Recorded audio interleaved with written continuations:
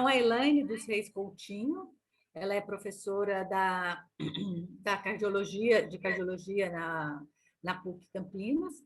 Ela também é docente do ambulatório de lípides, né, do Hospital Celso Pierro. Ela tem doutorado em ciências pelo INCOR, na área de lípides, e é uma pessoa que vem estudando bastante as dislipidemias e também as hipercolesterolemias familiares, né, Helene? Que acho que é Sim. motivo da sua tese de doutorado. Então, é um prazer muito grande recebê-la aqui. Esse é um evento da Sociedade de Medicina e Cirurgia.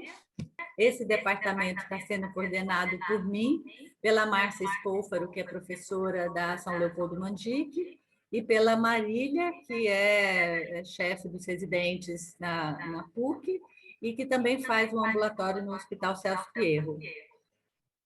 Então, Elaine, vamos conversar um pouquinho sobre essas situações especiais da dislipidemia, porque são grupos que têm uma grande chance de ter dislipidemia, e como é que a gente maneja a dislipidemia nesses pacientes?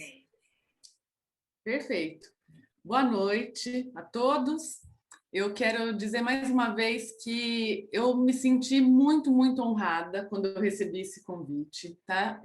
Para mim é uma noite, uma oportunidade muito especial poder falar desse tema que eu venho estudando para pessoas que eu considero tão importantes e tanto exemplos para mim como pessoa, como de profissionais, doutora Silka, doutora Marília, Márcia, doutor Roberto, que não pôde comparecer, e doutor Aloísio, que foi o responsável por tudo isso.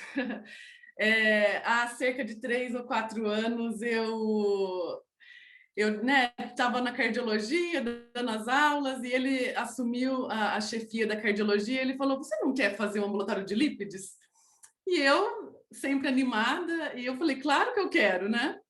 E então ele falou: então você vai se especializar para isso. E aí ele me pegou, me apresentou, me levou lá no INCOR, o Dr. Raul, numa tarde, eu falo para ele, numa segunda tarde, ele me levou lá, e lá ele me apresentou para o Dr. Raul.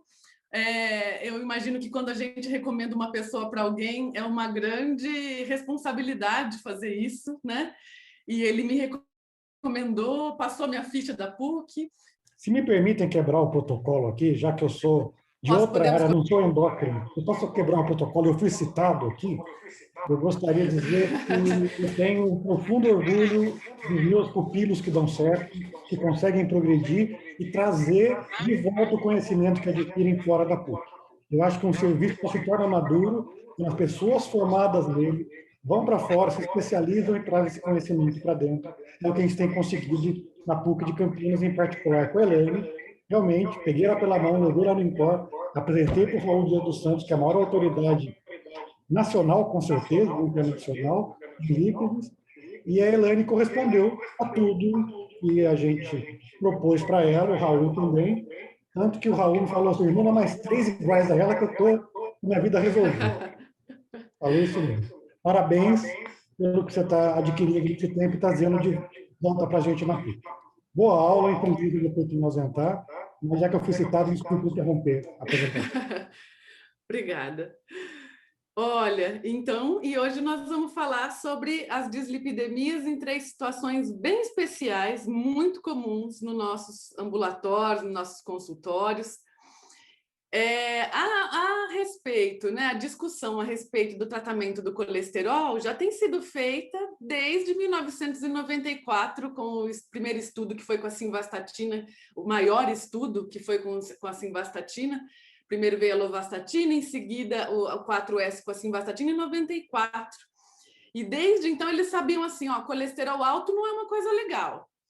E progressivamente eles foram vendo, olha, quanto menor, melhor, quanto mais baixo, melhor. E até que recentemente, em 2015, 2017, com a adição das novas terapias, né, de ezetimiba e de inibidores de PCSK9, eles têm visto que quanto mais baixos os níveis de LDL, melhor. Tem algumas análises agora do estudo Fourier demonstrando que níveis tão baixos quanto 21 miligramas decilitro ainda tem demonstrado redução linear nos níveis de risco cardiovascular. Então, essa é a premissa que todo mundo defende.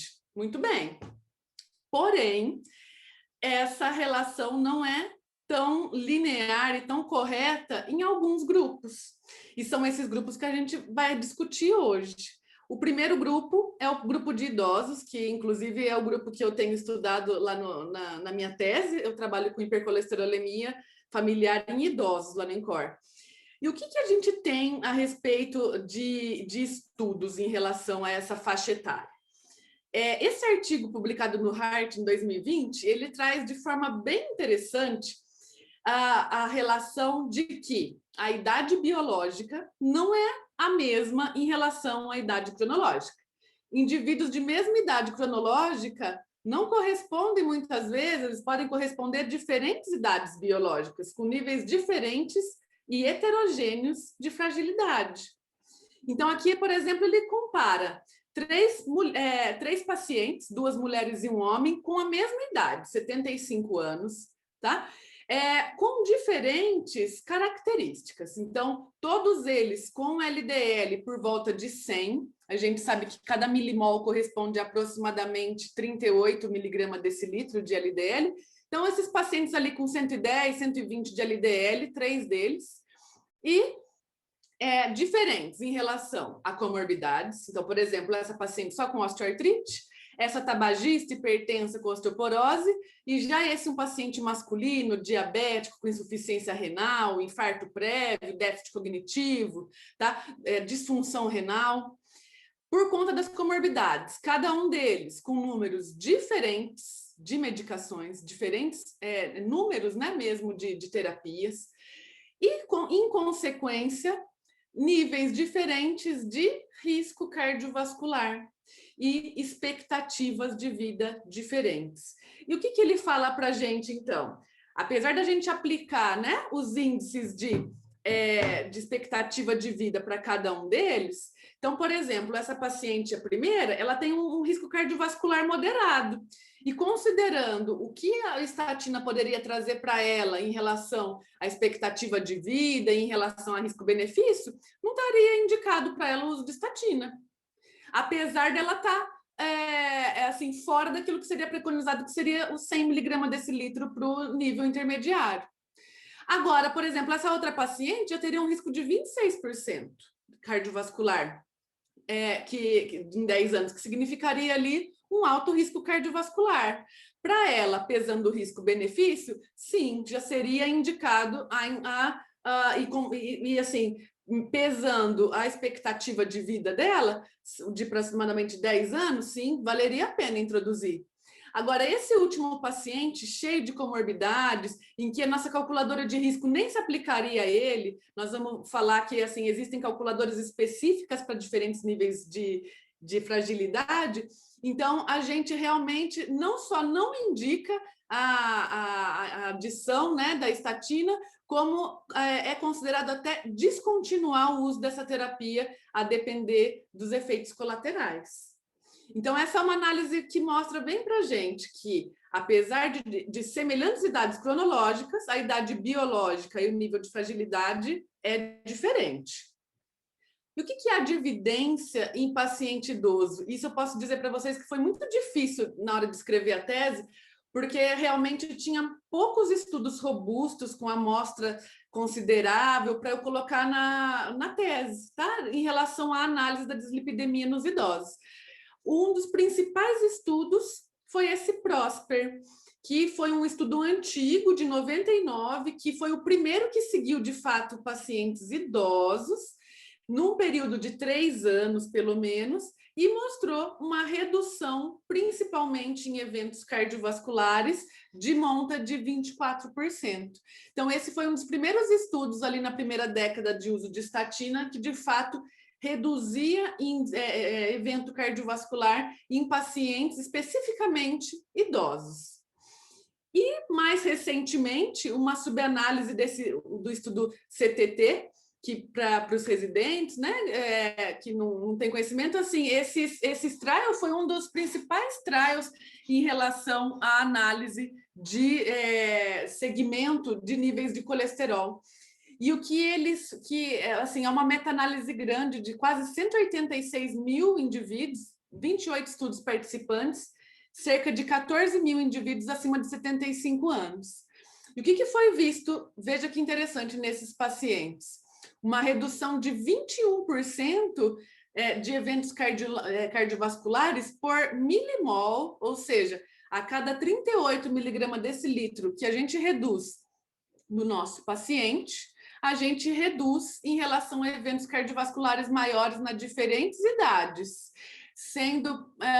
perdendo um pouco de força na análise acima de 75 anos, mas ainda, então, bem expressivo na população de 60 até 75 anos. Então, 2 estudos com uma amostra boa, do segmento bom, demonstrando esse benefício, a princípio, nas fases mais jovens dentro do grupo dos idosos. E aí, assim, a questão que fica quando a gente se depara com um paciente idoso no consultório é pôr na balança. Eu estou de frente a um paciente que vai ter uma farmacocinética alterada. Nesses pacientes, a gente costuma ver um risco aumentado da incidência de eventos colaterais, de mialgia, de diabetes. São pacientes, em geral, mais frágeis, que já tomam medicações. Porém, é muito comum a gente encontrar aterosclerose manifesta em 1/3 dos pacientes. Eles apresentam normalmente outros fatores de risco associado que aumentam o risco cardiovascular deles. O que é esperado na população idosa, de fato, especialmente nas mulheres, é que elas tenham o colesterol mais elevados na idade idosa, acima de 60 anos para subdesenvolvido, né? E 65 para desenvolvido. Então, é esperado que haja um aumento do perfil lipídico na idade mais idosa. E aí a gente fica nessa situação de pesar o risco-benefício. Então, as diretrizes nos auxiliam nesse ponto. O que é a nossa diretriz? O que a gente tem de recomendação da nossa diretriz brasileira? A questão é a seguinte, como a gente viu lá na análise do CTT, até os 75 anos, o tratamento da dislipidemia deve ser de acordo com o risco cardiovascular, assim como nos pacientes mais jovens, como não idosos. E após os 75 anos, aquela balança que eu apresentei deve ser muito bem pensada, de acordo com comorbidade, expectativa de vida e fragilidade polifarmácia. A diretriz europeia segue o mesmo caminho, tá? Então, aqueles indivíduos em prevenção secundária, a recomendação é tratar de acordo com os pacientes jovens, tá? E aqueles indivíduos em prevenção primária até 75 anos, também tratar de acordo com o risco cardiovascular. Acima de 75 anos em prevenção primária, pesar risco-benefício. Então, nossas diretrizes brasileira e europeia, de acordo. E também de acordo a diretriz americana. Então, no contexto de prevenção primária, aqueles indivíduos até 75 anos, de 40 a 75, devem ser analisados de acordo com o risco dele de desenvolvimento de eventos cardiovasculares em 10 anos, como a gente já sabe. Agora, naqueles indivíduos acima de 75 anos, pesar risco-benefício.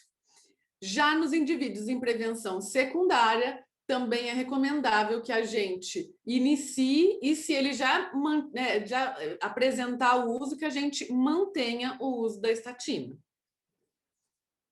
Então, o que a gente resume a respeito dos idosos?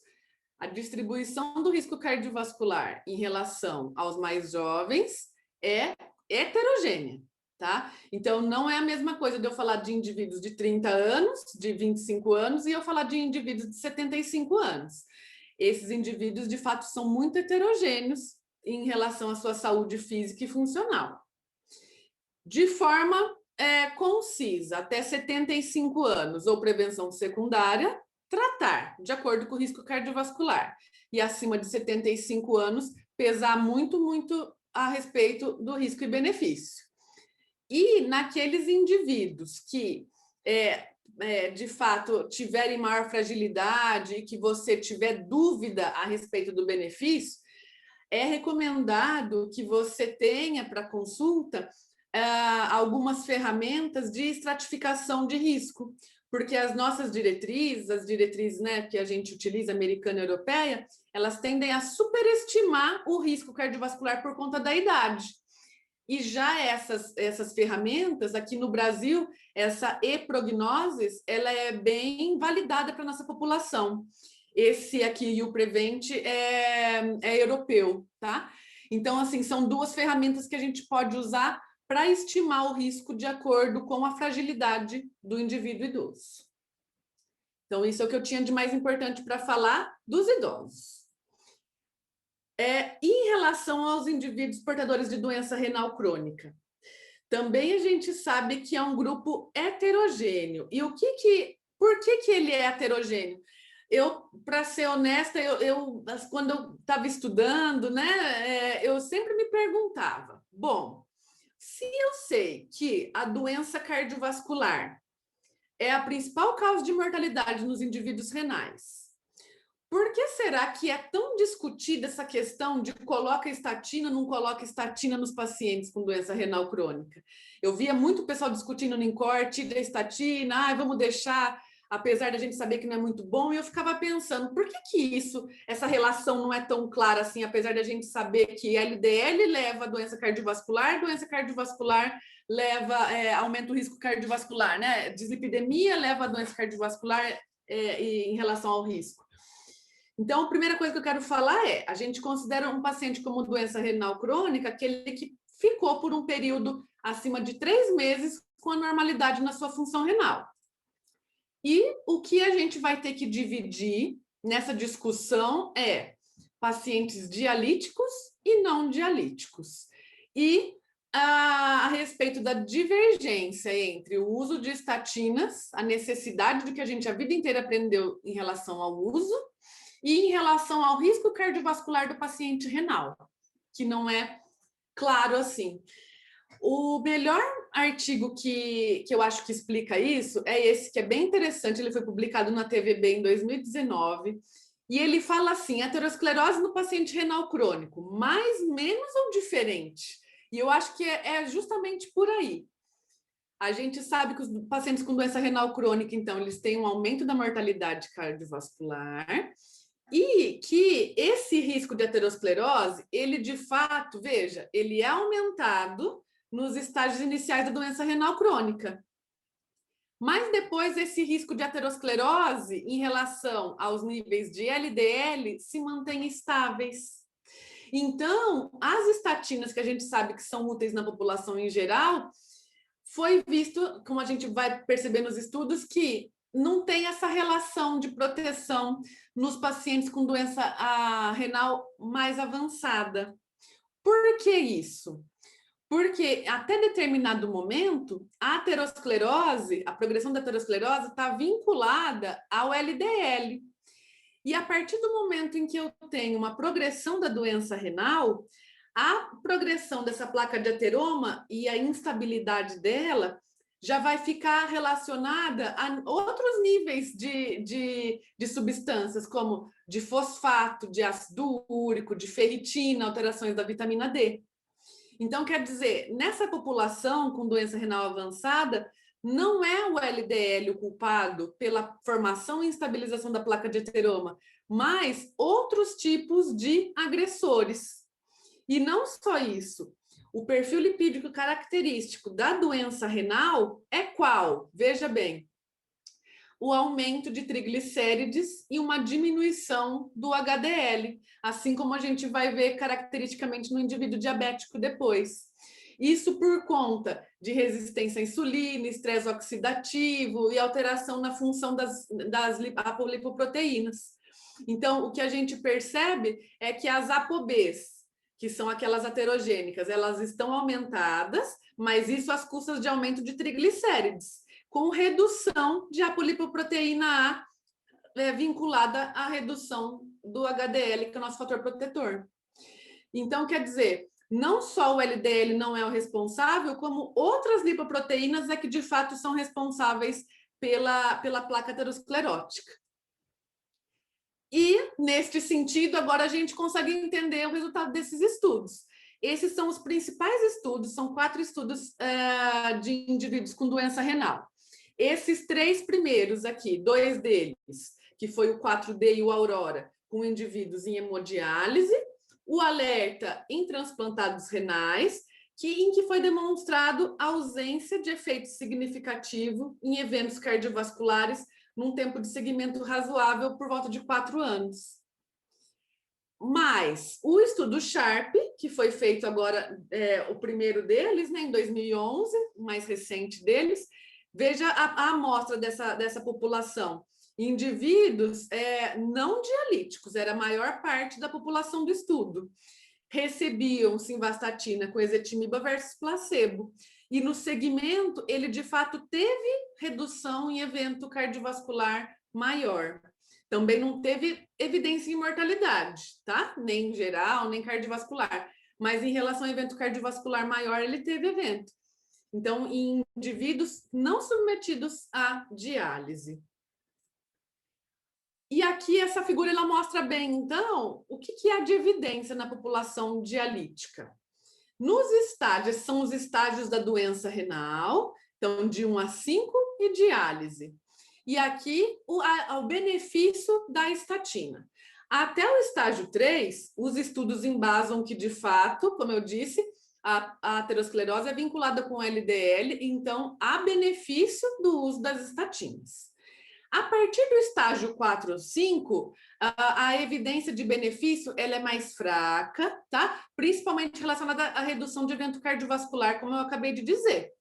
E efeito neutro em relação à mortalidade. Então, tem benefício, mas menor. E em relação aos pacientes dialíticos, que foi o 4D e o Aurora, não houve benefício do uso de estatina. Então, a recomendação da nossa diretriz é a de que, nos indivíduos com doença renal crônica acima de 50 anos, é recomendado o uso das estatinas de acordo com o risco cardiovascular. Isso tanto para a taxa de filtração acima ou abaixo de 60. Nos indivíduos mais novos, de 50 anos, o que é recomendado que essa análise, essa introdução da estatina seja feita quando esse indivíduo tiver mais algum fator de risco. Então, não só a alteração na função renal, mas que ele tenha algum outro evento, algum outro fator de risco cardiovascular, diabetes ou evento prévio, doença conhecida, ou pelo menos um score de risco acima de 10% em 10 anos. Então, nesse indivíduo é recomendado a utilização de estatina. Nos indivíduos dialíticos, como a gente viu, não é recomendada a terapia dialítica, mas nos pacientes transplantados, sim, que nós vamos ver um pouquinho mais detalhada daqui a pouco. Então, a diretriz americana, ela segue, né, da mesma forma a nossa diretriz. Então, indivíduos entre estágio 3 e 5 estão recomendados a utilização de estatina, sendo que a recomendação nesses indivíduos dialíticos não é recomendada. E uma coisa que eu quero muito chamar a atenção de vocês é o seguinte: vejam as doses utilizadas nos ensaios clínicos. É uma dose diferente da que a gente está habituada para tratar pacientes com risco cardiovascular alto, como nós estamos acostumados, né? No paciente diabético, no paciente isquêmico, em que a gente utiliza a atorvastatina 40-80, rosuvastatina 20-40, nós estamos acostumados. Então, vejam que nos estudos, por conta de incidência de evento adverso, a dose utilizada foi a rosuva 10 e a atorvastatina 20, para indivíduos com taxa menor do que 60, estágio 4 e 5. E os transplantados? A gente sabe que os pacientes com transplante, é muito comum a gente encontrar nos pacientes pós-transplante dislipidemias. E não tem segredo, o manejo deve ser de acordo com o risco cardiovascular, tá? Nesses indivíduos, nós podemos colocar estatina, tá? Só que a recomendação da diretriz americana e europeia é colocar com cuidado a medicação. tá? Então, colocar em baixa dose, diferente do que a gente orienta em paciente, né, em prevenção secundária. Eu sempre falo lá no ambulatório, já coloca a atorvastatina 40, porque esse paciente é para estatina de alta potência. Aqui, não. Comecemos com doses menores e vamos tateando para avaliar evento adverso. Principalmente quem? Os fibratos, porque eles têm mais potencial de causar miopatia. Então, cuidado que, né, os pacientes transplantados com dislipidemia mista, nós introduzimos, então, estatina, e caso seja necessário associar fibrato, se não tiver melhora, esses pacientes, eles podem ter os níveis de ciclosporina reduzidos e, além disso, ainda ter efeito adverso com miopatia. E atenção, a ezetimiba, que a gente usa bastante como complemento à estatina, ela não é recomendada no pós-transplante, porque ela interage com a ciclosporina e aumenta cerca de até 12 vezes as suas concentrações. Então, com potencial de evento adverso importante. Então, não é recomendado o uso de ezetimiba nessa população. O que a gente tem dos doentes renais, então? Esses pacientes, a relação entre dislipidemia e risco cardiovascular não é linear, tá? A principal causa de dislipidemia nesses indivíduos é a dislipidemia vinculada com a hipertrigliceridemia e o HDL baixo, por conta da redução da atividade dessa enzima, que é a lipase lipoproteica, tá? E nos não dialíticos, então, o tratamento deve ser estágio 1 a 5, conforme risco cardiovascular. Nos pacientes dialíticos, não é recomendada o tratamento e, inclusive, é recomendado até a descontinuidade, é muito discutível em relação à descontinuidade nesses pacientes, principalmente em prevenção primária. Em secundária, ainda quem toma a gente mantém, mas a introdução e a descontinuidade, eu vejo que ela é bem discutida nos artigos disponíveis, tá? Agora, até o estágio 5, tratamento conforme risco, só que lembrando que a dose utilizada nos estudos é uma dose menor da que a gente está acostumado a usar. E nos pacientes transplantados, não usar ezetimiba e tomar cuidado com o fibrato pelo risco de mialgia. E a dislipidemia dos pacientes diabéticos. O que a gente tem em relação a isso? A primeira coisa que eu gosto de falar para os alunos e para os residentes, quando eu estou falando desse assunto, é falar qual é o perfil lipídico que a gente espera nessa população. Então, a dislipidemia do paciente diabético é aquela que tem HDL mais baixo e disfuncionante, que tem um aumento dos remanescentes de triglicérides, então dos quilomicrons e dos VLDL, e aumento das frações de LDL pequeno e denso, ou seja, um papel muito importante das lipoproteínas com a apolipoproteína B, que são as aterogênicas. E somado a esse ponto, a gente tem um aumento dessa outra apolipoproteína, que ela está vinculada com um aumento da permanência desses remanescentes na circulação. Então, quer dizer, por mais tempo, eu fico com lipoproteína aterogênica circulante. E como é que é isso? O ponto principal, o ponto de início, é a resistência à insulina. Essa resistência à insulina, ela aumenta a liberação dos ácidos graxos, que são esses ácidos graxos não esterificados, a partir dos triglicéridos que estão lá no nosso tecido adiposo. Então, o aumento dessa liberação desses ácidos graxos, eles fazem com que aumente, por consequência, a produção de VLDL do ciclo endógeno do colesterol. E o que acontece com esse VLDL? O segundo ponto importante da fisiopatologia da dislipidemia no diabetes é o papel importante dessa enzima que chama CETP. E como é que vai funcionar essa questão aqui? A troca de triglicérides para colesterol esterificado que acontece, que essa enzima ela é responsável pela troca de triglicérides por colesterol esterificado do HDL e do LDL. E a disfunção dessa enzima acaba por tornar disfuncionante a HDL e a LDL, tornando, então, a HDL incompetente para fazer o transporte reverso para o fígado, disfuncionante em menor quantidade, ao passo que essas LDL vão se tornar mais pequenas e densas, e, portanto, mais heterogênicas. E vejam a quantidade de partícula aqui na circulação com essa bolinha que é a apolipoproteína B, que é o que caracteriza de fato a aterosclerose, né, o potencial aterogênico dessas partículas na circulação. E outro ponto, não só eu tenho essa quantidade de partícula aterogênica na circulação, mas eu tenho uma redução dessa outra enzima, que é a lipase lipoproteica. E o que acontece se ela está reduzida? Ela reduz a quebra do VLDL e ele também vai ficar mais tempo circulante. Então, por dois motivos, nós vamos ter aumento de remanescentes de triglicéridos aumentados na circulação.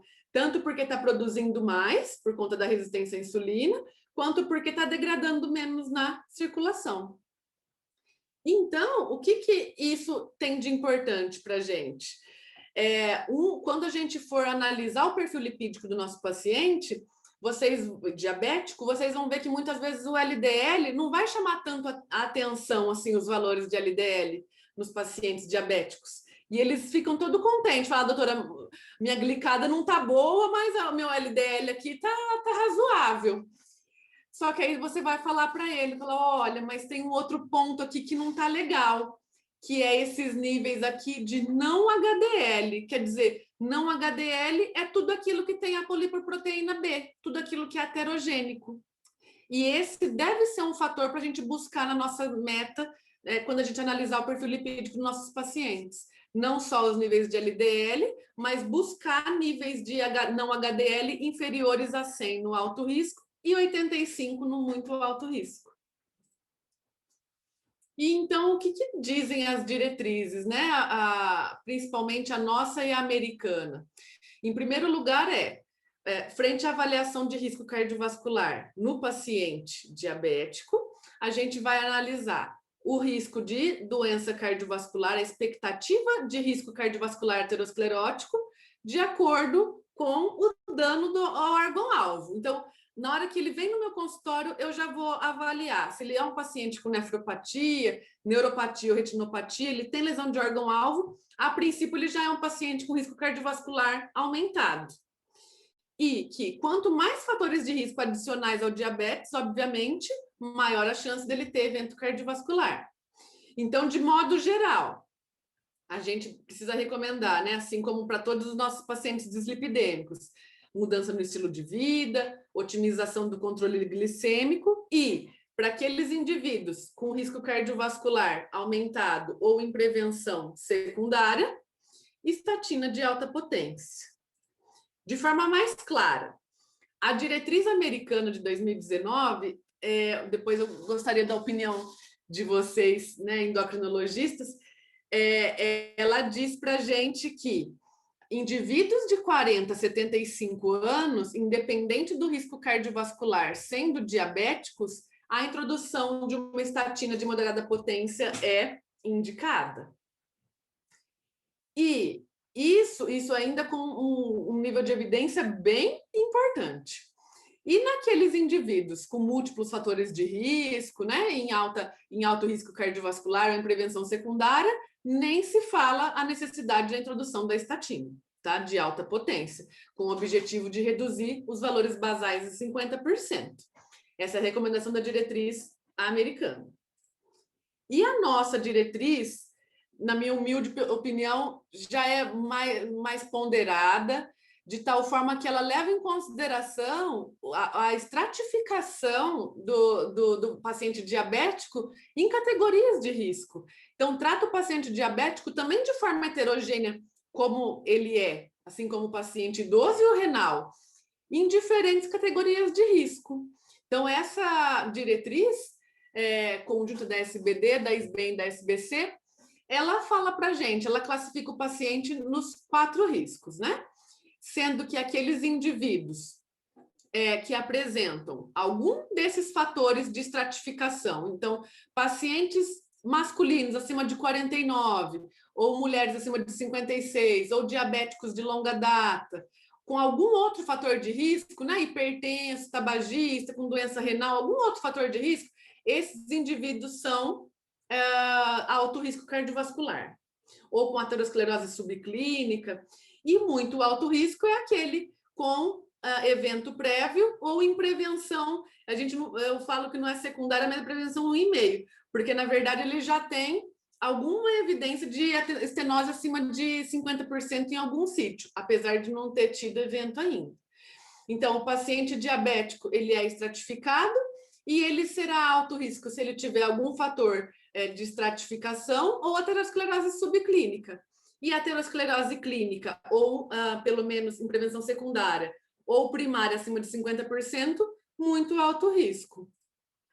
E aí que nesses indivíduos a recomendação é a redução dos níveis de LDL para baixo de 70 e 50, né, no alto e muito alto risco, e mais uma vez pontuando bem e chamando bem atenção para proporcional redução dos níveis de não HDL, que normalmente equivalem ali a 30 miligramas a mais em relação aos níveis de LDL, tá? E como é que a gente obtém isso nos nossos pacientes? Então, se existe um paciente que vale a pena a gente, né, lutar pela mudança de estilo de vida e, de fato, melhorar os outros fatores de risco adicionais, o risco residual, o risco cardiovascular residual, é o paciente diabético. E como a gente viu, hipertrigliceridemia, ela é muito relacionada com o padrão alimentar dos indivíduos. Então, recomendação daquela dieta do Mediterrâneo e a dieta a DASH, né?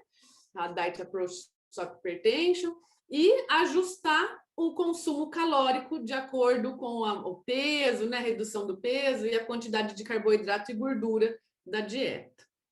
Então, isso é base no nosso tratamento da dislipidemia, e eu chamei a atenção porque ainda mais nos pacientes com hipertridiabéticos. E nos demais indivíduos, feito aquela parte principal de mudança de estilo de vida. A segunda parte eu disse para vocês que esses pacientes normalmente estão em muito alto risco. Em muito alto risco, nós vamos adicionar a estatina de alta potência para atingir níveis inferiores a 50. Coloquei de cara estatina de alta potência, não reduziu, eu intensifico, não reduziu, adicionar ezetimiba e, nos casos de prevenção secundária, inibidor de PCSK9 como final da cadeia, considerar, tá? Nos indivíduos de alto e intermediário risco, também iniciar a estatina quando fora da meta e intensificar caso 3 meses depois não tenha atingido. Também considerar a adição de ezetimiba nesses pacientes de alto e intermediário. A adição da ezetimiba eu só trouxe para demonstrar que nessa subanálise do Improved, ele também já mostrava para a gente que aqueles indivíduos com diabetes, eles tiveram tratados com ezetimiba e simvastatina, eles tiveram de fato uma redução mais expressiva de eventos em relação àqueles indivíduos que não utilizavam placebo. Então, houve de fato uma redução significativa de evento para aqueles indivíduos que, com indicação, adicionam ezetimiba. E os fibratos. Então, eu acabei de falar que a dislipidemia comum no diabético é mais hipertri, né? É baixo HDL, nós tratamos o nosso LDL pequeno e denso com as estatinas e os fibratos. Esse é o estudo principal que fala a respeito do uso de fibratos em pacientes diabéticos, que é o estudo ACCORD. E esse estudo, ele mostra de fato que houve uma redução significativa do risco cardiovascular naqueles indivíduos que utilizavam fibrato. Atenção, que já utilizavam estatina e que apresentavam triglicérides acima de 204 e HDL abaixo de 34. Nos outros indivíduos com níveis inferiores a esse, não houve benefício. Então, a gente sabe que as metas de triglicéridos para os nossos pacientes, a meta de triglicéridos em jejum é 150. Mas o benefício de iniciar o tratamento dos pacientes com triglicérides elevado é, bem, frente a um paciente com triglicérides elevado, eu avaliei a causa secundária dele. Então, em primeiro lugar, tratar bem o diabetes e tentar reduzir ao máximo os níveis glicêmicos dele. Avaliamos o risco cardiovascular, indicamos MEV e tratamos com fibrato de cara se o TG for maior que 500, tá? Associada à dieta, né, com pouca gordura, pouco álcool, como a gente já disse. E naqueles indivíduos com triglicéridos acima de 200 e alto risco cardiovascular, vejam, a gente vai adicionar estatina. Então, triglicéridos acima de 200, entre 200 e 500. Mesmo nos indivíduos de alto risco, nós vamos colocar estatina como primeira droga. E depois de 8 semanas de tratamento com alvo não atingido, a gente discute a respeito da introdução de fibrato e de ômega 3.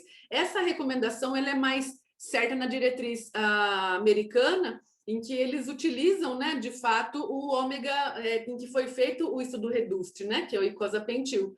Mas aqui na nossa diretriz, na nossa realidade aqui, a nossa próxima conduta seria adicionar o fibrato nesses níveis entre 200 e 500 de triglicérides, já em uso de estatina.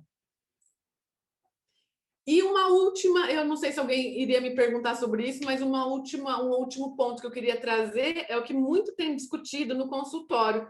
Os pacientes têm vindo, já um grande, né, uma grande, assim, um preconceito até, um efeito nocebo dos nossos pacientes em relação à estatina. E muito tem se discutido a respeito do risco de desenvolver diabetes nesses pacientes. Então, o que eu quero trazer é o seguinte, que foi feito um estudo recente, esse ponto começou a ser discutível já há mais de 10 anos, no estudo Júpiter, e depois, no estudo do JAMA, com uma população maior, foi avaliado que cerca de 1 em cada 1.000 pacientes tratados em prevenção com doses moderadas de estatina e 3 a cada 1.000 tratados com dose intensa de estatina desenvolviam diabetes. Então, 1 em cada 1.000 em dose baixa moderada e 3 em cada 1.000 de dose elevada de estatina. Só que o que foi visto é que a redução do risco cardiovascular desses indivíduos quando utilizando estatina de forma apropriada, era de 3,2 vezes a mais em reduzir o risco cardiovascular. Então, 3 vezes mais pacientes tinham risco diminuído de infarto, de AVC, de internação cardiovascular, revascularização, utilizando a estatina bem aplicada. Então, a recomendação, quando um paciente vem no consultório e me questiona olha, a proteção que esse medicamento, a princípio, vai te trazer é maior do que o risco, mas, de fato, nós vamos precisar estar atento com alguns pontos. Aqueles indivíduos que já apresentam um grau de resistência à insulina, eles tendem a aumentar esse nível de resistência, tá? Então, aqueles indivíduos que já estão com uma hemoglobina glicada ali de 6, que já tem uma circunferência abdominal mais alta, esses indivíduos, a gente, assim, se de fato, né, tiver indicação, a gente entra, mas já fazendo ressalva de que existe o risco e que esses fatores de risco adicionais, né, de tratamento ao diabetes devem ser bem intensificados.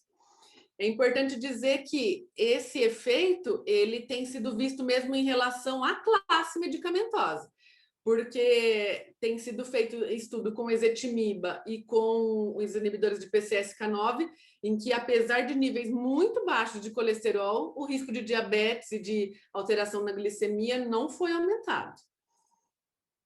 Então, o que a gente traz em relação ao paciente diabético? A tríade que, de fato, norteia a nossa condução, nossa conduta. Então, LDLs pequenas e densas, HDL baixo, TG elevado. Que esses pacientes, então, eles devem ser estratificados de acordo com o risco cardiovascular e tratados com estatina. Se o triglicérides for acima de 500, né, a gente já pensa no fibrato, mas naqueles indivíduos entre 200 e 500, a primeira escolha é estatina mesmo de alta potência. E pesar o risco-benefício da introdução dessas terapias, e isso eu trago para vocês principalmente naqueles indivíduos de baixo risco, que talvez o NNT não seja tão interessante, ele já tenha, né, uma hemoglobina glicada intermediária. Então, nesses indivíduos, principalmente, a gente tem que tomar cuidado. Mas, em geral, nos pacientes de alto risco, vale a pena a gente colocar a estatina em relação ao risco de desenvolver diabetes. Isso era o que eu tentei trazer de forma mais direta possível. Então, tratando o que existe de evidência, o que dizem as nossas diretrizes e as recomendações de acordo com a fisiopatologia de cada uma delas. O tratamento das dislipidemias, eu sempre, né, falo no consultório, não é fácil, não é apenas a gente pegar o paciente, né, de frente com a gente e questionar, doutora, meu LDL está alto, eu preciso tomar estatina?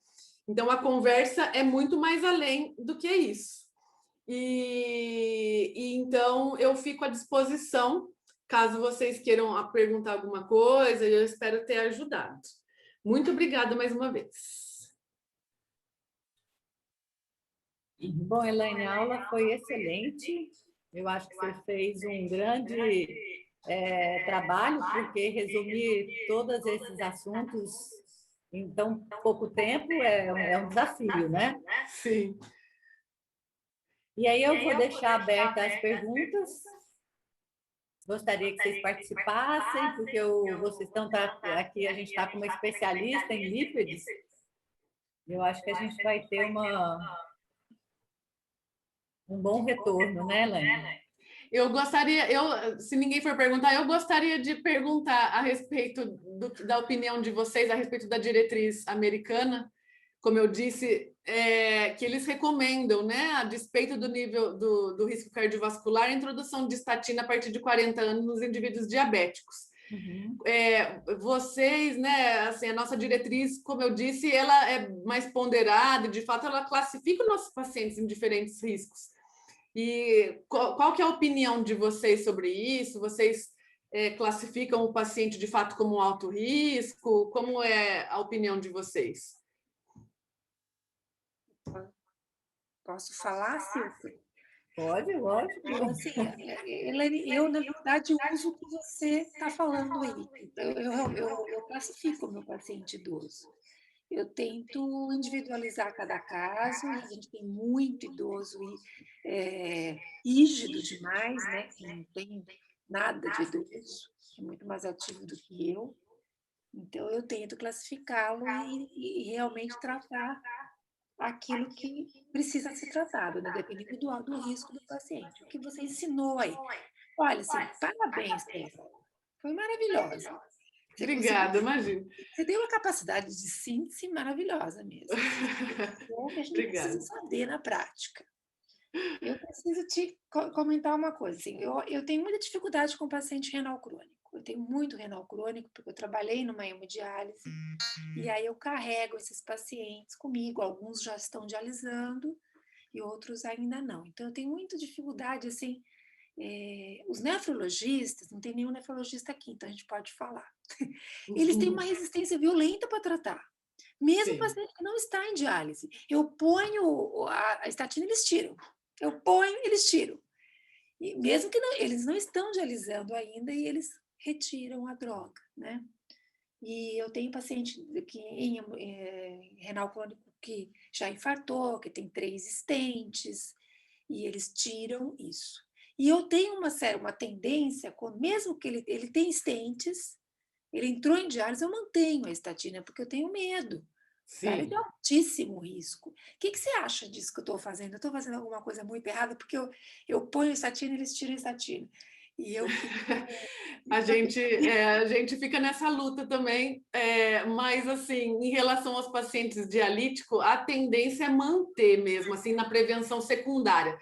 Na primária, em São Paulo, eu vejo bastante, assim, pesar risco-benefício, dependendo da fragilidade do idoso, retirar a medicação, tá? Agora, até estágio 5, a tendência de fato é tratar de acordo com o risco, mas atentando para a dose da estatina que a gente vai colocar. Então, por exemplo, a torva, né, que é menos é o que a gente sabe que tem de menos nefrotóxico, preferencialmente deixar a torva e ou a simvastatina em adição com a ezetimiba, que ainda dá para segurar. Tá bom. Fazer isso. Mas a gente precisa fazer essa aula para nefro, viu? Essa aula os nefros têm que participar mais das nossas conversas, porque né, as especialidades estão muito afins, né? Sim. Elaine, eu vejo assim, eu acho que... Ai, desculpa, Marília, pode falar. Eu queria, na verdade, como a gente tem, falando de grupos especiais, a gente tem muito paciente hoje, que a gente sabe dessas terapias antirretrovirais para a SIDA, que eles têm muita dislipidemia associada, além de alteração de glicemia. Então, a grande maioria deles, a gente precisa da ajuda da estatina. Eu queria que você falasse um pouquinho desse grupo de pacientes, qual que é a sua experiência, o que você tem de opinião sobre tratamento. Então, é verdade, e principalmente a dislipidemia desses pacientes, ela é heterogênica, mas no sentido também dos remanescentes. Então, principalmente em relação a triglicérides e LDLs mais heterogênicas. Muitas vezes, os níveis de LDL desses indivíduos nem são tão grandes assim, mas o potencial heterogênico deles é importante, assim como os níveis de triglicérides. O que a gente tem visto? Nesses pacientes, por conta da interação com a terapia antirretroviral, então, preferencialmente, a atorvastatina em dose é assim, a preferível, mesmo assim, indicação em relação à rosuvastatina, que é excelente estatina e potente, mas em relação à interação com inibidores de protease, é a que assim, uma das que mais tem. Então, a atorvastatina normalmente é a que a gente mais indica. A associação com a ezetimiba não tem problema, e o que a gente normalmente recomenda é a associação de fenofibrato e não do ciprofibrato, por exemplo, dos outros fibratos, por conta de índice de mialgia e de rabdomiólise. Então, a interação que menos causa esses efeitos colaterais é a atorvastatina e com fenofibrato, tá? E agora, de forma mais nova, tem sido feitos estudos específicos nesses grupos por conta de elevação de transaminases e tudo com os inibidores de PCSK9. Então, antes de começar a pandemia, até estava um estudo grande acontecendo e, assim como nos pacientes em prevenção secundária, eles estavam pleiteando o uso dessas drogas em pacientes que fazem, né, uso de terapia antirretroviral, porque, de fato, foi visto uma redução de risco com evento adverso, assim, muito baixo. Mas aí, por conta da pandemia e tudo, o estudo agora está em fase final, tem sido visto, de fato, que teve benefício, mas não vai, por enquanto, ser aprovado em poder de diretriz e tudo, e ainda mais à disposição dos nossos pacientes, em sistema público, né, por conta da pandemia e tudo. Mas é uma outra opção que tem sido vista por conta de evento adverso da estatina com inibidor de protease. Tá? Mas quando assim tiver que preferir, prefira a torva. Não tolerou a torva, é duro, mas assim a prava é uma outra opção, mas ela é pouco potente, assim como pouco potente, assim como a pita, né? É pouco potente também, mas assim das que elevam transaminases elevam menos. Mas assim como no renal crônico você tem o ganho da ezetimiba. A ezetimiba, querendo ou não, ela reduz de 20% a 30% dos valores basais, né? Então, acaba que na hora que você junta com uma estatina moderada, potência, você vai ter ali um ganho de 40%, até 50%. Então, às vezes você não coloca uma estatina em alta dose, mas você compensa com a ezetimiba, tá bom? Então, é essa a mensagem. E se tiver que usar fibrato, tenda a usar o feno, que é o que menos tem efeito adverso. Obrigada e parabéns pela aula brilhante. Obrigada.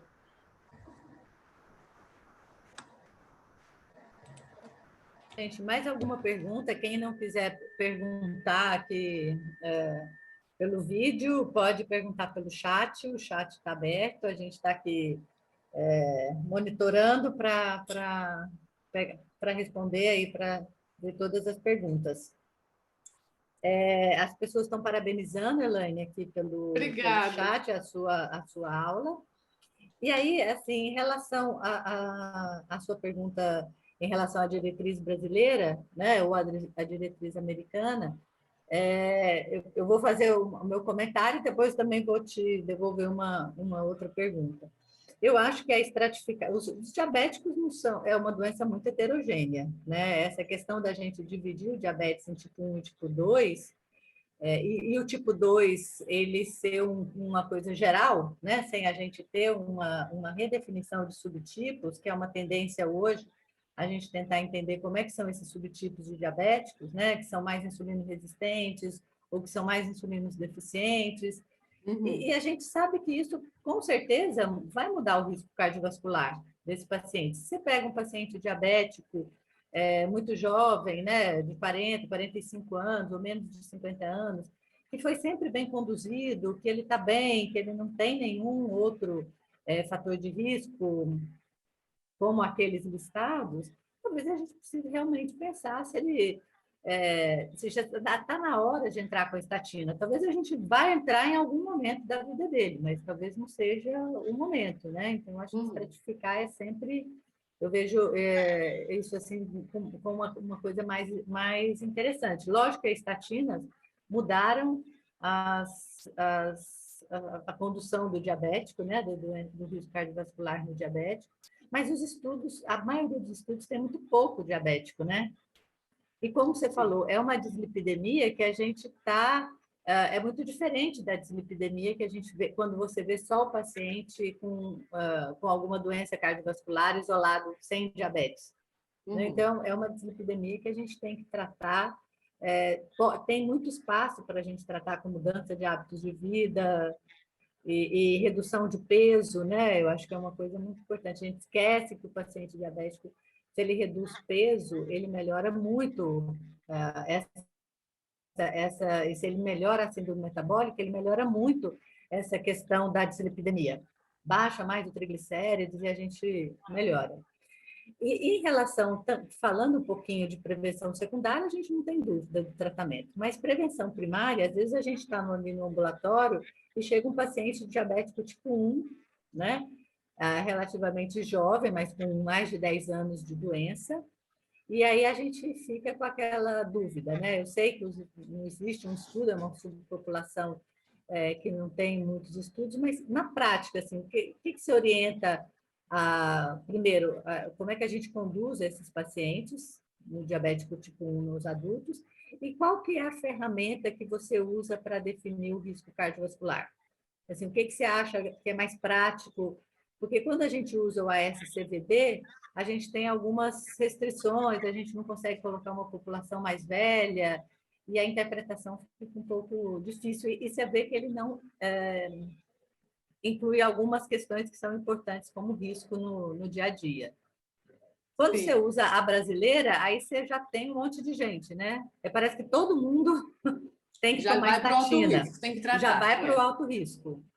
Então, Sim. o que você usa na prática e o que você vê dos pacientes diabéticos tipo 1 adultos? Então, assim, o diabético tipo 1, eu até ia colocar, né, na apresentação, mas eu vejo que eles tendem a seguir, nas diretrizes americana e europeia, a recomendação de estratificação do diabético tipo 2, por conta da fisiopatologia, que um, né, é resistência à insulina e o outro diminuição de produção. Mas, de qualquer maneira, as duas acabam contemplando a mesma questão de redução da ação da lipase lipoproteica e aumento de VLDL circulante e esses remanescentes mais heterogênicos. Então, acaba que o manejo deles é de fato igual. Aquele paciente diabético tipo 1 de mais tempo, né, realmente de doença, a recomendação a princípio é tratar mesmo com a estatina. Em relação às ferramentas, não tenho visto, além das nossas habituais mesmo, de score de risco global e americana, SCVD, e mesmo a SCORE, que é europeia, ela não... inclusive, na SCORE, ela contempla o diabético tipo 1, mas ela não o trata de maneira diferente. Tá? Então, assim, a recomendação a princípio é tratar. O que eu acharia bem interessante discutir nesses pacientes de fato, assim, como é um grupo de indivíduos peculiar, eu acho que nesses indivíduos que eu vejo fazer bem lá em São Paulo, aqui a gente não tem muito alcance, mas é a realização de score de risco, de score de cálcio para eles. tá? Porque esses pacientes, de fato, teriam benefício da gente ter uma ideia do quanto de calcificação eles têm, ali ao redor de 40 anos, para ir, de fato, estratificar e direcionar o uso da estatina. Então, nesse grupo em especial, eu acho que é um grupo bem interessante da gente usar score de cálcio.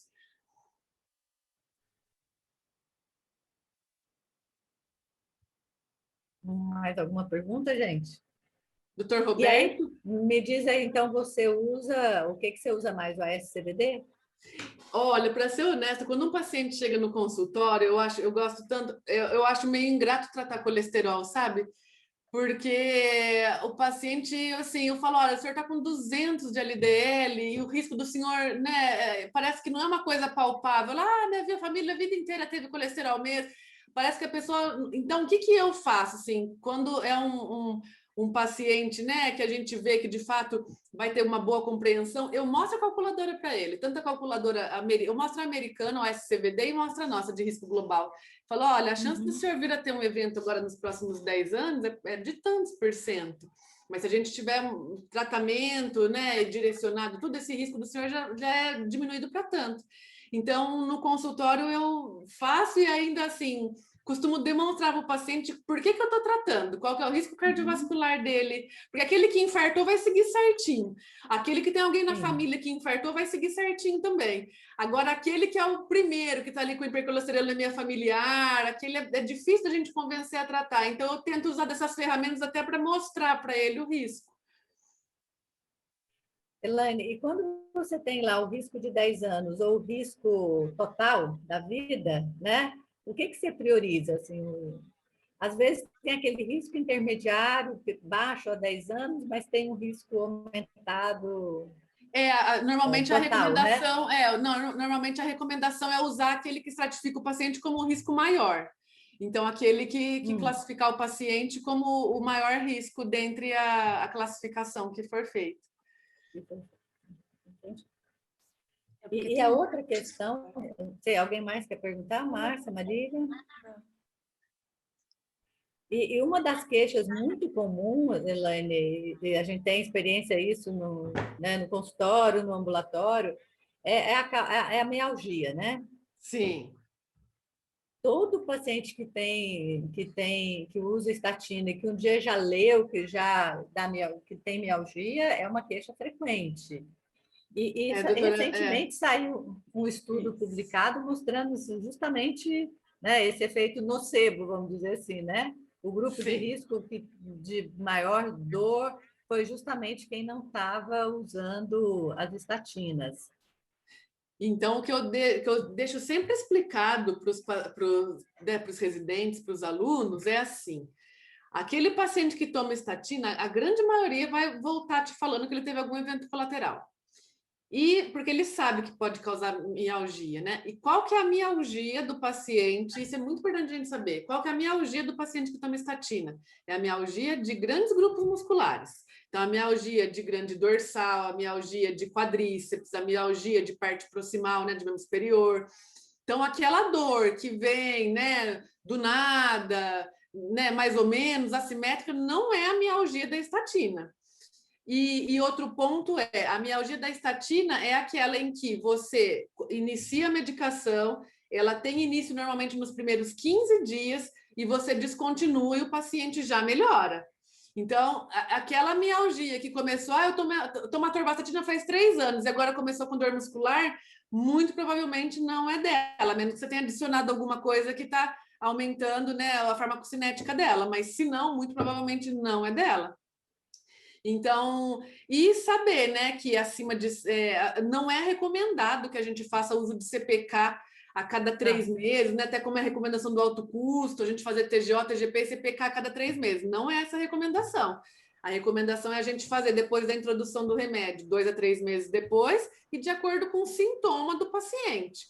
Eu, para ser honesta, eu faço a cada ano, pelo menos, eu até faço, mas assim, não a cada 3 meses, como é pedido para a gente. E a recomendação é tirar se essa CPK atingiu de 7 a 10 vezes. Então, subir um pouquinho, não tira e ainda pede para o paciente repetir sem fazer atividade física nos últimos 5 a 7 dias antes do exame, né? Porque se ele fez atividade física naquele tempo também, isso pode ser um fator confundidor para a gente. Elaine, então você usa o valor de 5 a 7 vezes, não os 3 vezes a mais do valor de referência? 3 vezes para TGO e TGP e de 7 a 10 para CPK. Ah, tá. Então, assim, não tenho medo de 3 vezes, assim, não, se de fato for um paciente em prevenção secundária, né, que a gente precisa. E outra coisa que às vezes é interessante fazer é trocar uma lipofílica por uma hidrofílica ou vice-versa. Então, de repente, trocar a torba por rosuva e ver se de fato pode ter alguma diferença, se te convenceu a mialgia do paciente. Muitas vezes melhora o paciente que toma Sinva ou a torba trocar por prava ou rosuva, sabe? Isso pode melhorar também. O problema é que ele já vem com dor, né? Ele já tem um monte de dor. E como ele já leu, já ouviu falar que dá dor, pronto, ele já volta, tá com dor, tá com dor.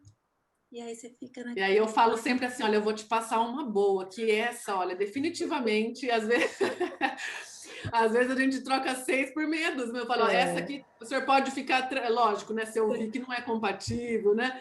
Mas eu falo, os residentes sabem, eles estão aqui. Eu falo, olha, essa aqui realmente não vai te causar. E aí eles voltam, olha, essa mesmo que a doutora passou não causa mesmo esse tipo. E às vezes eu só troquei o tipo de prescrever a rosuva, sabe?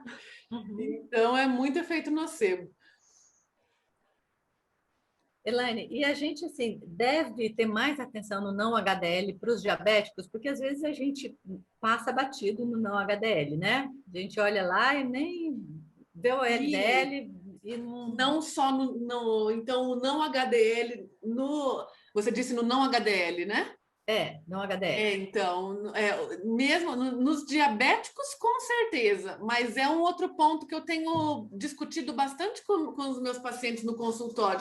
O não HDL, ele está muito vinculado com um estilo de vida não muito bom, né? Porque ele está relacionado com partícula de ApoB vinculada a triglicérides, né? A VLDL, então...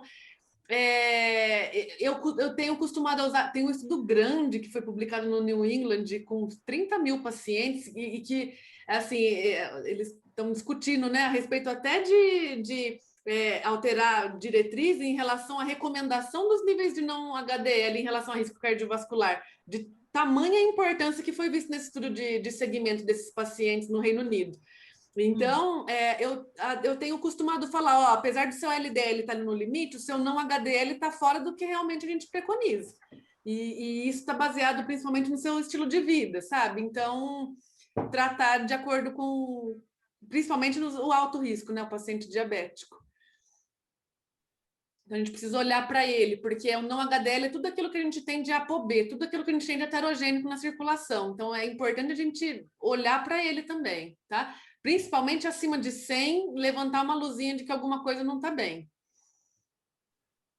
E aí a gente vai trabalhar mais na dose da estatina ou já... E principalmente, de assim, por exemplo... Então, por exemplo, se é um paciente que está com 200 a 500 de triglicérides, né? E essa ApoB é aumentada, já estou com estatina, paciente alto, esse é um paciente para a gente olhar com carinho para o fibrato, porque a gente sabe que vai melhorar bem o não HDL dele.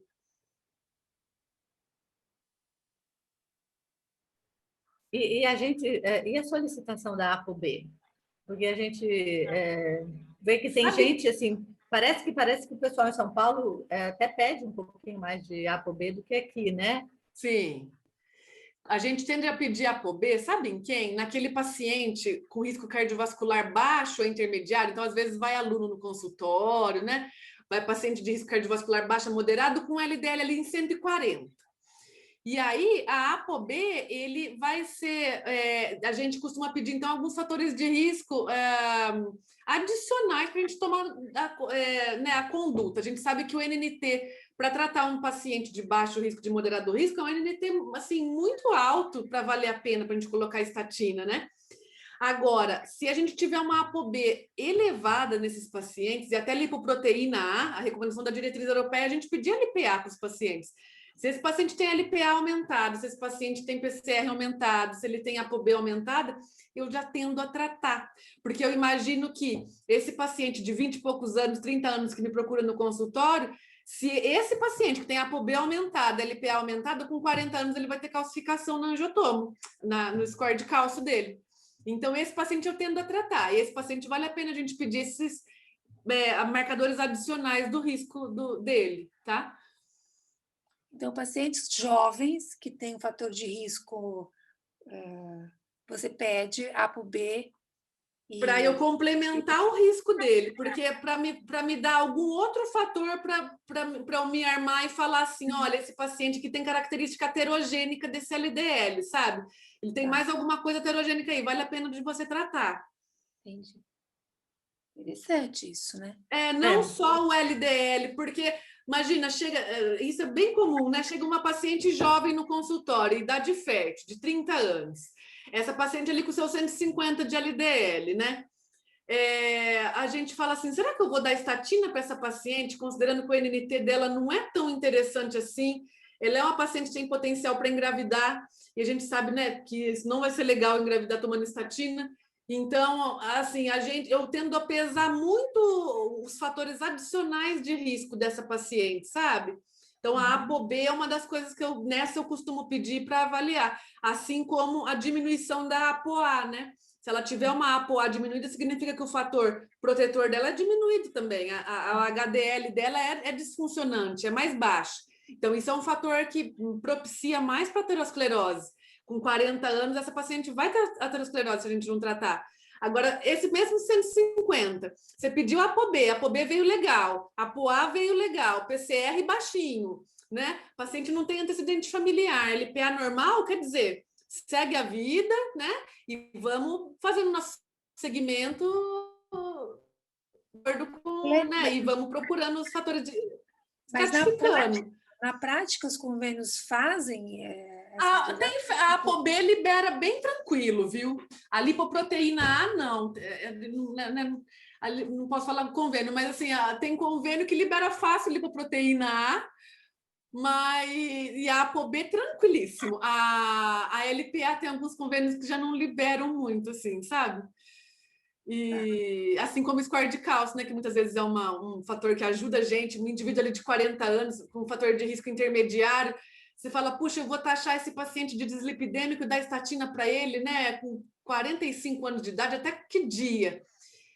Mas ele tem antecedente familiar positivo, então nesses pacientes o score de cálcio é legal, né, mas também muitas vezes não está no nosso alcance.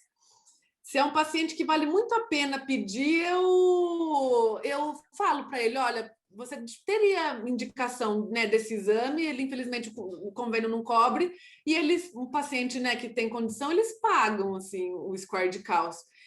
E aí, na hora que ele vê, né, o score de cálcio ali, que o percentil dele está acima, né, do esperado para o sexo e para a idade, é um fator na prevenção primária que o convence a tratar também. Então, é bem interessante a utilização do score de cálcio em indivíduo de prevenção, aliás, de risco intermediário. Então, eu gosto de pedir. A doutora Valéria está perguntando a respeito de PCR. Eu costumo pedir, sim, principalmente nesses pacientes de risco intermediário. E é muito, muito, muito interessante a gente ver que conforme a gente otimiza estatina, reduz nível de LDL, esses pacientes que vêm com um PCR ali acima de 3, eles reduzem tranquilamente pela metade na hora que você coloca estatina com potência adequada, né, de alta potência, reduz ali 40%, 50%, eles respondem super bem. Então, eu peço como um fator para me ajudar na decisão de manter a estatina ou de estratificar o risco nesses baixo ou moderado risco, tá? Então, eu costumo pedir também. Elaine, você falou que é meio frustrante fazer o consultório de lípidos, assim, na prática. Por quê? Eu acho muito. Porque os pacientes, imagina só, meus residentes sabem, eu adoro tratar hipercolesterolemia familiar, adoro. Por quê? Porque o paciente que infartou com 37 anos, né, com 40 anos, o que a gente faz lá no ambulatório? A gente fala assim, ó, traz seu irmão, seus irmãos, traz os seus pais aqui, para a gente ver da onde que está vindo, e porque eu sei que se esse irmão mais velho infartou com 40, 50% da prole vai ser acometida. Se aquela mãe ali tem mais 2 filhos, algum deles também vai infartar rapidinho. E aí esses pacientes tratam, na hora que ele viu o irmão infartando, ou que na hora que a gente mostra a mutação para ele, eles tratam. Agora, esses em prevenção primária, eles falam, doutora, esse colesterol foi alto a minha vida inteira, vai ser assim mesmo. Eu vou tratar com ômega, né, para LDL, vou tratar com ômega, eu vou tratar com sei lá o quê. Então, assim, eles querem tratar com qualquer coisa, menos com estatina, sabe? Então, assim, é um pouco angustiante. Vou melhorar a minha dieta, né, Elaine? Vou melhorar, fazer atividade física. Aí você fala, não, atividade física não é o ideal, assim, é ótimo fazer, mas para o LDL não vai adiantar muito, né? Não, mas, sabe, não. E aí ele volta um ano depois, com os mesmos 150, que não fez MEV nenhum, né? Mudança de vida nenhuma. E vai seguindo o barco, assim, sabe? Vai seguindo o barco. O endócrino já está mais acostumado com esse negócio de mudança de que a gente não consegue que quase ninguém faça, né? Por isso que eu acho interessante mostrar essas outras visões. Se você for lá no meu consultório, eu tenho... Cada um mostra o que tem, né? Eu tenho um coração assim e eu tenho um albinho de dislipidemia na minha mesa, assim. E aí eu vou mostrando, ó, você tá vendo? Um LDL de 150 junto com um PCR de 3 e uma ApoB de tanto, isso aqui vai começar a acontecer desse colesterol depositar aqui, sabe? E aí acaba que na hora que a gente apela um pouquinho ou que vem o score de cálcio, eles ainda tratam, sabe? Mas paciente jovem, principalmente, né, antes de 40, é muito difícil a adesão. Assim. A adesão, Tá ótimo. É isso, amigos. Alguém quer mais perguntar alguma coisa? Eu fiquei muito feliz pela presença de vocês e eu me senti muito honrada de participar e falar de colesterol para pessoas tão boas, profissionais tão boas como vocês, de verdade, de coração mesmo, tá? Para mim é uma honra poder estar aqui. Doutor Roberto, um prazer o senhor estar aqui. Eu gosto muito de você. A gente está bem orgulhoso de ter você aqui com a gente. Aprendi muito. Muito obrigada. É verdade, Elaine, foi muito bom. E a gente pretende aí, através da sociedade, fazer novos encontros, né, com novas questões. E a gente espera que vocês estejam presentes nos nossos próximos encontros. Muito obrigada, Elaine. Doutora Marília, muito obrigada. Doutora Silvia, doutora Márcia, muito obrigada a vocês de verdade. Doutora Valéria, obrigada aos várias pessoas, amigos que estão aqui, né? Colegas, eu agradeço muito e estou à disposição para o meu ambulatório, tá? Sempre de portas abertas, de quinta de manhã, quando vocês precisarem. Podem mandar pacientes lá precisando de ajuda. Bater na porta, serão bem-vindos. Tá bom? Nós vamos bater na porta, sim. Podem ir, serão bem-vindos. Um beijo. Um beijo para vocês, gente. Boa noite, tudo de bom, viu? Boa noite. Até a próxima. Tchau, queridos.